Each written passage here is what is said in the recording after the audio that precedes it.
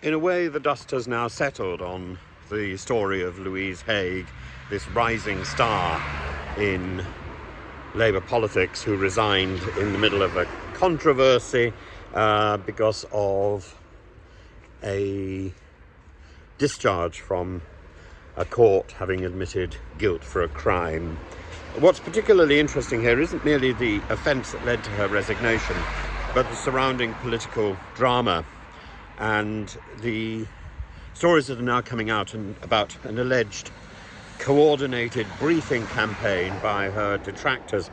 To briefly recap, Louise Haigh admitted to a years-old conviction for misleading the police about a missing mobile phone reportedly stolen in 2013, but later discovered not to have been taken at all. A discharge, the lowest possible legal penalty, was issued, and the incident was disclosed to Keir Starmer's office when she joined the shadow cabinet.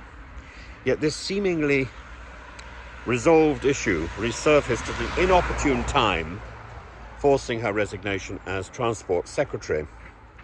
In her resignation letter, Miss Haigh expressed pride in her accomplishments, particularly the passage of the bill to bring railways into public ownership, and her admission to not immediately informing her employer about the misunderstanding was framed as a mistake rather than a cover-up, but she acknowledged the incident's potential to distract from Labour's agenda. What stands out is Richard Power Said's allegation of a coordinated briefing designed to undermine her. And according to him, her resignation wasn't about the conviction itself, but about internal power struggles, which makes a lot of sense. Someone in Labour, he speculated, viewed her politics, like the public ownership of railways, as far too left-wing and decided to remove her. This points to a broader, more pernicious reality about the way politics are pursued in Britain.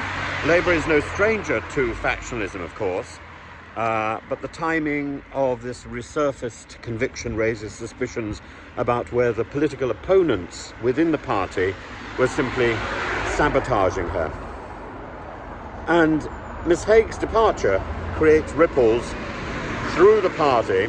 Firstly, it puts Keir Starmer's leadership under scrutiny, and why critics might ask, why did Keir Starmer appoint somebody with a past conviction if he's made it such an issue that people with criminal convictions can't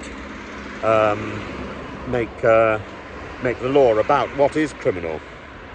The Conservative Party chairman, Nigel Huddleston, wasted no time in capitalising on this mistake, this error, questioning Starmer's judgment. But in the end, it sort of makes the country look weak, doesn't it?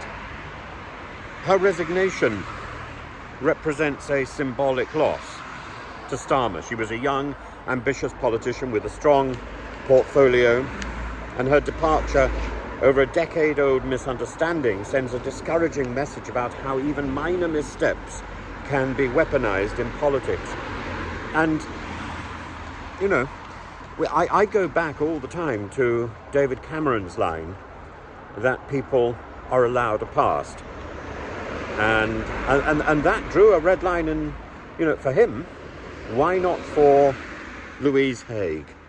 Why are we holding one person to a different standard to the standards that we hold another? And her resignation overshadows a significant Labour achievement, the passage of the bill bringing the railways back into public ownership. Is that going to help the railways? My own instinct is that it isn't. Is it a step in the right direction? Well, it's a step. But it was a landmark moment, fulfilling a long-standing Labour commitment. But instead of celebrating a victory, Labour finds itself embroiled in infighting with the Conservatives in a position to take full advantage of that. They didn't, because they're led by a twit. But this could have been a much more decisive moment. So one wonders what is going on. The media coverage also requires consideration. A minor conviction that resulted in no significant repercussions was amplified into a scandal raising questions about the priorities in the press. Was this story really driven by genuine public interest, or the internal machinations of a Labour Party factionalist divide, a Labour Party piece of nastiness? Heidi Alexander's appointment as Haigh's replacement signals continuity, but it raises eyebrows. Alexander was a former Corbyn critic. She may be perceived as safer, less controversial. Her record as London's Deputy Mayor for Transport is respectable, but does she share Haigh's passion for public ownership? Probably not. The answer may shape Labour's transport policy moving forward. And so you have to ask, is this in fact about another battle within the Labour Party about how far left it can go? Surely those battles, surely those discussions should be over now that it's in power. But I think probably not. That's the point. And Haigh's resignation encapsulates a toxic intersection of personal vulnerability and political ambition. While she exits with relative grace and commendable speed and a good record, her departure exposes the darker side of British politics, and certainly the darker side of Labour politics, where achievements are eclipsed by vendettas and ambition is revealed as ever as a double-edged sword. If Labour cannot protect its own from such attacks, it risks undermining its broader agenda. The question is whether this episode will serve as a cautionary tale or merely a footnote in the endless saga of political intrigue, which seems more important than getting things done.